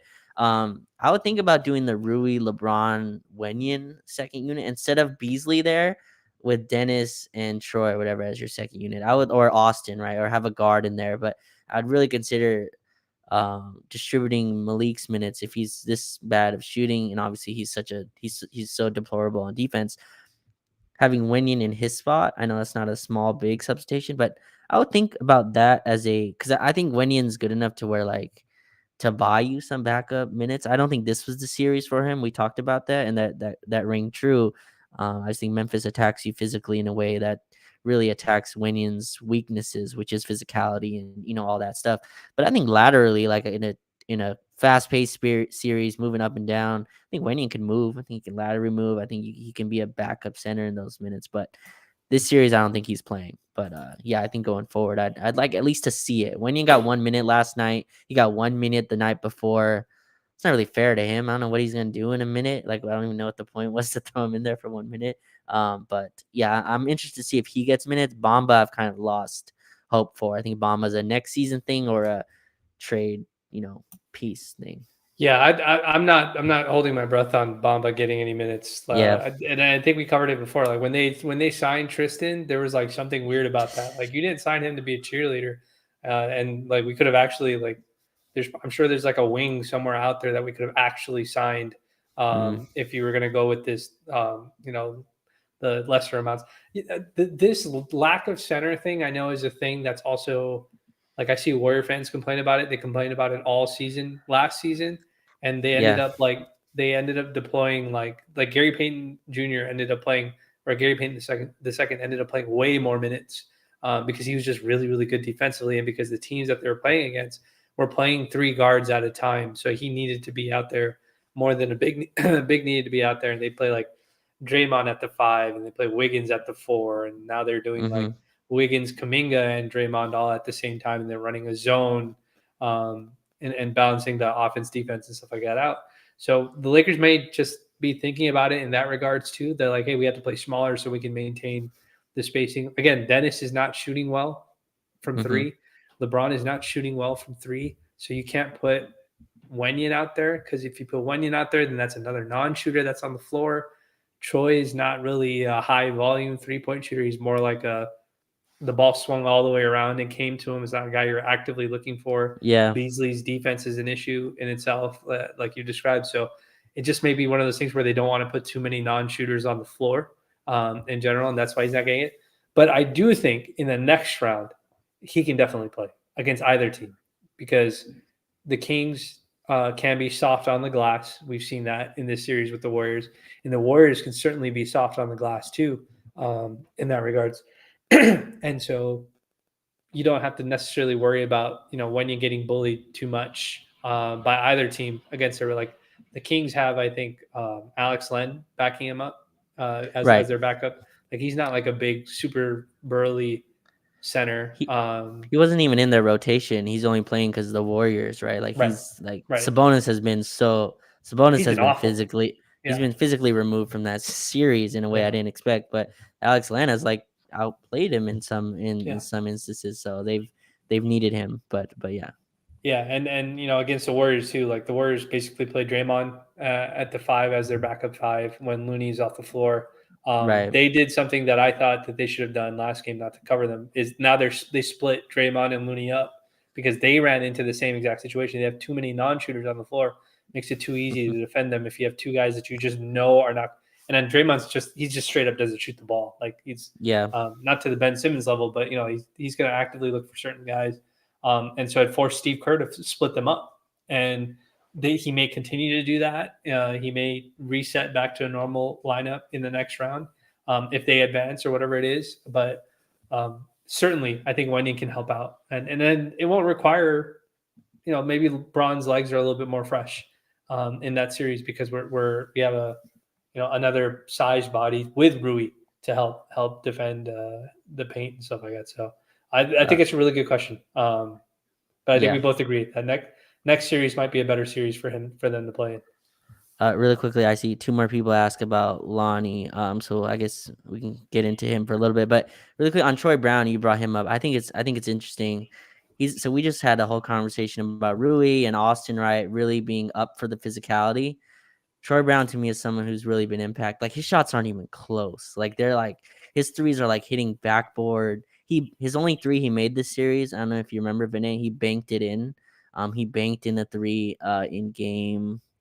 I believe it was game one of this series. But yeah, or game two was it? Let me check here. Game one, he banked in a three. It put us up 10. But other than that, Troy Brown's threes aren't even close.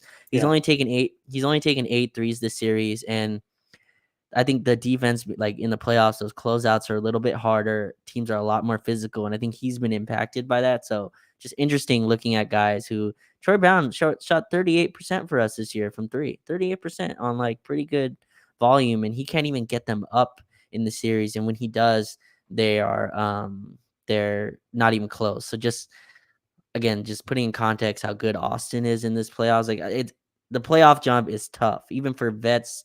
Troy Brown's not a vet, but he's been in the league for a few years. That playoff experience is rough. So, but yeah, I think we have questions on Lonnie Walker. yes. I think I'm in. Yeah, go ahead. Yeah, I was just gonna read the question. Okay, yeah, Yeah. So the questions are basically: Does Lonnie get more? One question is: Does Lonnie deserve a chance over Beasley? And then the other yeah. question is: Does Lonnie get more playing time over Rui because of the speed? If we play the Warriors and not the Kings because of the speed and stuff like that. But go ahead. You had some thoughts on that. I was saying I think I'm in the minority on this, at least on Lakers Twitter and stuff. I don't think Lonnie should be playing. I think I want the rotation shortened, and I think like putting Lonnie in first. I think it's not fair, not just to him, but just like he's just not gonna have the role on this team where he can chuck shots. He comes in, Renee. It's just I'm chucking, like I'm throwing them up, and sometimes they go in. And we lamented how skilled he is and how much we like his game. Just playoff situation. I think it's tough for a guy who hasn't been in our real rotation to just throw him in now, game 5 of a first round playoff series where you're trying to close the team out or even next round. So I'm in the like if you're gonna just take out Malik Beasley's minutes, just remove his minutes. You don't have to replace them with Lonnie Walker. Which yeah, I think I'm in the but what do you think about that? Yeah. So I don't think on the same boat with you. Like this Lakers Twitter also does this thing where they again, always the disclaimer because I don't want people to hear this and be like, "Oh, he's telling us how we should be. What's right and what's wrong." But like, my thing is always like, just because one thing is not working well Hmm. consistently, the solution isn't just to remove it and replace it. Sometimes they Right. have to learn to figure out how to play through, and sometimes it's just a situational thing. Memphis's scouting report on Beasley, we know Desmond Bain has said we're not going to let him get open shots because, and like even the bad shots he's taking are highly contested shots. Like Yeah. somebody's always closing out on him. He's hardly getting wide open ones. Um, and he's not shooting that well. So sometimes the solution isn't just to well get rid of him and put another guy because then that it I can see it creating like the human part of it is like I could see it being like, well, I don't even know what I have to do to get minutes now anymore. Like Yeah. I'm playing good defense, but I'm not making shots. So am I getting benched because I'm not making shots, or is it because? And to be fair, Lonnie isn't that much of an upgrade defensively over Beasley. Like he's had his own struggles too, to some degree.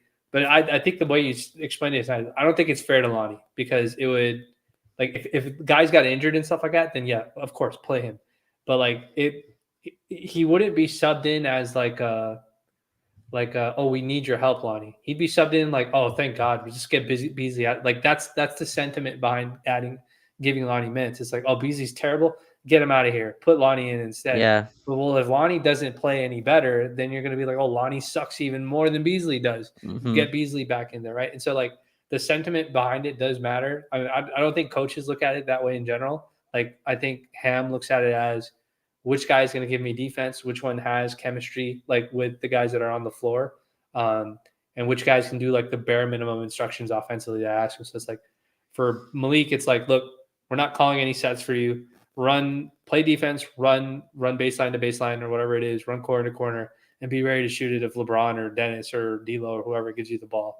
Like I've watched plays where the first action is a setup backup for Malik, and the Lakers have not hit Malik at all, even once on those back cuts when he makes those. And like I'm watching the guy that's defending him have their back turned to the guy with the ball, and it's usually because like Dennis is on the floor. Dennis doesn't throw those passes; it's very risky for him.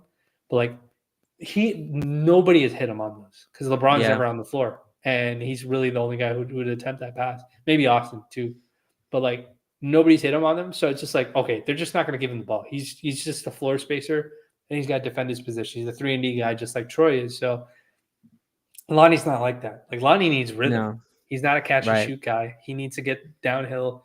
So like if Dennis goes down, maybe Lonnie's minutes go up. Or if Malik goes down or Troy goes down, like, yeah, maybe Lonnie's minutes go up because we need somebody to be attacking offensively. But it's just at this point, I don't think it's gonna. It's like the Mo Bamba thing. Like we also signed Shaq Harrison. Like, why did we sign Shaq? You know, like Shaq. Like obviously it's something beyond this season, but it's just if you were gonna break the seal on him playing games 1 through 3, I don't think you're gonna do it now. Like, but who knows? Maybe it's a different game plan in the next series. We'll see. Yeah, I mean, it's like, you know, people asking for Max Christie. Like Max Christie's not playing. Like you can dead all that, you know. He's not playing. And you know, I think Lonnie, like he had a game against Memphis. LeBron wasn't back yet, or LeBron missed the game. I forgot what it was, but it was in Memphis, no LeBron, and Lonnie had a great game. Like I think he scored like 20-something points, but he got a bunch of shots. Like he was in rhythm, got baskets, but like he's not gonna get that opportunity here. Like you have all the guards are back, but then we have an empty injury report, which is just the most crazy thing ever. I don't know if you see that every day, but I see the injury reports tweeted out. And it says like no one on the injury report, which is just, you know, incredible that we're here. But yeah, Lonnie, there's just no minutes where he can get a bunch of pick and rolls to run. And he just comes in and you could tell he's like, oh, I got to get my 10 points. Like I got to get my 10 points or I'm not playing next game. Or like you could tell it's just in his head. So yeah, I don't think he's gonna play going forward. I think we have our rotation. I think we talked about it. Wenyen can probably enter like in some form or fashion. You're already seeing it a little bit. Ham's like throwing him in for 1 or 2 minutes a game. I think that can, you know, go up. I just don't see anyone else entering right now. And I don't want them to. Like this rotation should be 9 max to me. And right now we're already playing 10. You enter, you know, those guys in, it makes it like 11. And that's too much for the playoffs. So get your rotation down and go from there. Yeah, it's just too hard. Unless you have a very specific, and remember Lonnie's a role player, so it's like you have to give him very specific instructions as to what you want him to do because our team is not a good freestyle offense team. We're very, very bad at freestyle. Like we'll do some dumb stuff if we're allowed to freestyle. And Lonnie's like one of those guys where you have to give him instruction, or else he'll just come down and shoot the first 3 that he sees, which sometimes goes in, sometimes doesn't. But yeah, I'm with you. I think we should shorten the rotation. I don't see any other questions here, and I don't see any questions from the space. Raj, was there anything else? We covered a lot. We covered a lot of players. Talked about their series so far. What do you have any thoughts? Quick thoughts on like Game 5? I know we didn't preview it. I think honestly, like I think we're gonna lose that game, but just because I think Memphis is gonna come out like really crazy desperate. If we win it, amazing. We get extra days of rest, but I think the Lakers are going to be okay with trying to close them out at home. Honestly, I think by this point of the series, like, so a playoff series goes back and forth, and then by like game 4-ish, 5, everyone's kind of thrown their punch, right? Like what they're going to be. You can adjust so much, but at some point you are what you are. Like there's only so many mind games and stuff you can pull and adjust, like adjustments to the adjustment to the counter. Like by this time, like Memphis knows what we're running. We know what Memphis is running, and like the better team usually wins in a 7-game series. It's kind of how it works. And yeah, I think we found a really nice base defense that we can live in. I think, our offense has been up and down. Both teams didn't shoot well, but yeah, I think we covered, all of it. Hopefully they close it out and we can kind of get to previewing round 2 between two teams that are about to have a dogfight tomorrow, between the Warriors and the Kings. So yeah, should be fun. Yeah, yeah. That's I'll be interested to see how they respond. Yeah. And if we can shorten the series by getting game 5, that would be amazing because that gives extra rest to all of our guys and more time to scout and do practices, and just all the stuff that goes on with it. But Raj, as always, this was a fantastic time. We hit the Yeah. hour 40 mark, which seems to be the somehow we can't seem to get this to go lower because we're always Yeah. there's so much detail to talk about when it comes to this team, like small things and plays and themes that have just kind of shown up over and over again throughout this series. And I think one of the last things I'll say is that the reason why this is a fun exercise to do is because I didn't do it, when we were in the playoffs, like I wasn't having these kind of conversations with you, at least on video or in space. But secondly, it feels like we're still learning the team. Like we're Oh, still yeah. learning about all these guys. And I feel like I'm learning something new about LeBron, or I'm learning something new about even AD. Learning something new about Austin, even though we watch him in so much detail and you rewatch them 10 times in detail. So it's like, it's just fun. Like whatever happens at the end of all this, it's just really, really fun to learn not just the basketball character of this team, but like the human character of these players and to discuss it on a personal level. And in this level Yeah. of details. So as always, Raj, this was a ton of fun. I want to thank all the folks that jumped into the space, the folks that jumped into the YouTube live stream. If you want to like, subscribe, you can. You don't have to if you don't want to. But as always, we appreciate you guys taking the time to allow us to talk about Lakers basketball and sitting with us here and listening to it with us. So if nothing else, we hope you enjoy it during the day or the evening when you hear it. And we'll see you in the next one. Yep. Have a good night.